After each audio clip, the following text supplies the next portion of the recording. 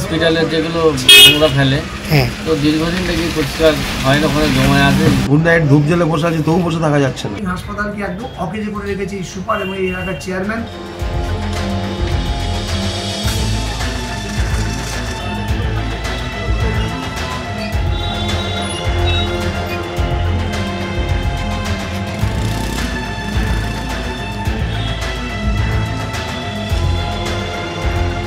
বাবা এখানে আছি তো দেখলাম যে পাশে সুস্থ মানুষ বসে থাকার মতো পরিবেশ নয়, এতটাই নোংরা চারদিকে পড়ে রয়েছে। এবং অন্যান্য হসপিটালে যে সমস্ত মশা মারার যে ব্লিচিং পাউডার ছড়ানো যে সমস্ত থাকে, আমার তো মনে হয় ক্যানিংয়ে আশেপাশে কোথাও দেখছে না। কোনো সুস্থ মানুষ বসে থাকতে পারবো না। ধূপ জেলে বসে আছি, গুড নাইট ধূপ জেলে বসে আছি, তবু বসে থাকা যাচ্ছে না। তো আমরা চাই মনে হয় একটু পরিষ্কার পরিচ্ছন্ন হলে ভালো হয়। রুগীকে সুস্থ করতে এসে আমরা সুস্থ মানুষ আবার অসুস্থ হয়ে পড়ব, এটা আমরা আশা করি না। আমরা চাই যে পরিষ্কার থাকলে আমার মনে হয় আমরা যারা বাড়ির লোক থাকবো আমাদের সত্যি আমাদের উপকার হবে। সমস্যা বলতে এখানে পাশে যে হসপিটালের যেগুলো নোংরা ফেলে তো দীর্ঘদিন থেকে পরিষ্কার হয় না, ওখানে জমায় আছে, স্তূপ হয়ে আছে, প্রচুর দুর্গন্ধ বেরোয়, টেকা যায় না, অসুস্থ হয়ে যাওয়ার লক্ষণ। তবু পড়ে থাকতে হয়, কিছু করার নেই, বাধ্য হয়ে পড়ে থাকতে হবে। রুগী ভর্তি আছে, পেশেন্ট ভর্তি আছে, থাকতে হবে তো। চারিদিকে কি অবস্থা? চারিদিকে জঞ্জাল, আচ্ছা, নোংরা, মশা মাছি ভর্তি। আপনি তো যেখানে শুয়ে আছেন তার পাশেই তো বাথরুমের জল, কিছু করার নেই, থাকতে হবে। এতে তো অসুখ আরও বাড়বে নাকি?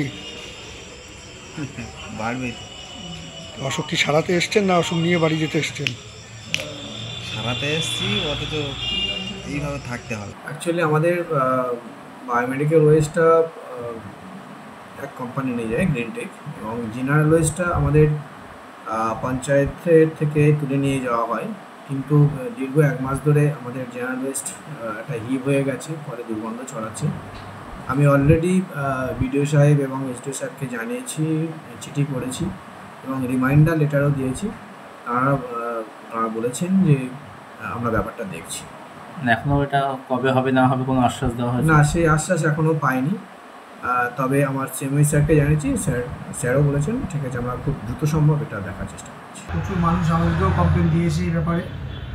আমি একটাই কথা বলবো আপনাদের মাধ্যমে, যে ক্যানিং হাসপাতাল যিনি সুপার সাহেব আছেন, ওই হাসপাতালে যে চেয়ারম্যান আছে এবং আরকেএস যে বডি আছে, এটা পুরোপুরি ইনঅ্যাক্টিভ। আমার মতে আমি 2-1 দিনের মধ্যেই সুপার এবং আরকেএস বডির সম্বন্ধে আমি মাননীয় মুখ্যমন্ত্রী এবং স্বাস্থ্যমন্ত্রীকে একটা লিখিত কমপ্লেন দেবো। এমনিতেই ক্যানিং হাসপাতাল যেভাবে রোগ জীবাণু ছড়াচ্ছে, প্রতিদিন মাতৃমা থেকে আরম্ভ করে সিসিইউতে যেভাবে মানুষ মরছে, আমাদের রাজ্য সরকার মুখ্যমন্ত্রী মমতা বন্দ্যোপাধ্যায় যা যা পরিষেবা চালু করেছেন এই ক্যানিং হাসপাতালে, যেটা ক্যানিং সাব ডিভিশন হাসপাতাল, প্রত্যেকটা পরিষেবা বন্ধের পথে, প্রত্যেকটা জিনিস অকেজো হয়ে পড়ে আছে। সিটি স্ক্যান থেকে ইউএসজি মেশিন থেকে আরম্ভ করে ডিজিটাল এক্সরে থেকে আরম্ভ করে ঔষধপত্র, এভরিথিং। যেখানে আমাদের মুখ্যমন্ত্রী মানুষের স্বাস্থ্যের জন্য বহু কাজ করছেন, বহু জিনিস দিচ্ছেন, কিন্তু ক্যানিং হাসপাতালকে একদম অকেজে করে রেখেছে এই সুপার এবং এই এলাকার চেয়ারম্যান এবং আরকেএস বডি। আমি লোকাল বিধায়ক হিসাবে আমি অনেকবার উদ্যোগ নেওয়ার চেষ্টা করি, কিন্তু প্রত্যেকটা বারেই আরকেএস বডি থেকে আমাকে বিরোধিতা করা হয়, আমাকে কোনো কাজ করতে দেওয়া হয় না। আমি চেষ্টা করব ক্যানিং পশ্চিমের মানুষকে নিয়ে আমি মাননীয় মুখ্যমন্ত্রী মমতা বন্দ্যোপাধ্যায়কে পুরোপুরি লিখিত জানাবো এবং আমি সাংসদ অভিষেক বন্দ্যোপাধ্যায়কে জানাবো, এবং আমি চেষ্টা করছি ইমিডিয়েট ক্যানিং হাসপাতাল আমি পরিদর্শন করে এই যেগুলি বললেন আপনারা, নোংরা জীবাণু কী করে এটা ওভারকাম করে পরিষ্কার পরিচ্ছন্ন করা যায় এবং স্বাভাবিকভাবে পরিণত করা যায় সেটা আমি দেখছি।